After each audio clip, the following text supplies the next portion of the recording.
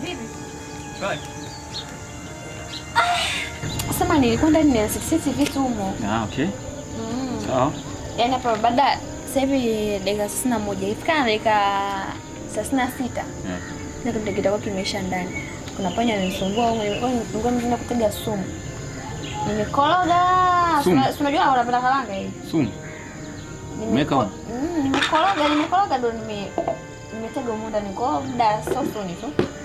Hapa nikeni wavizia wasije wakaanza kunuka. Umesema sumu ya panya? Vipi wewe?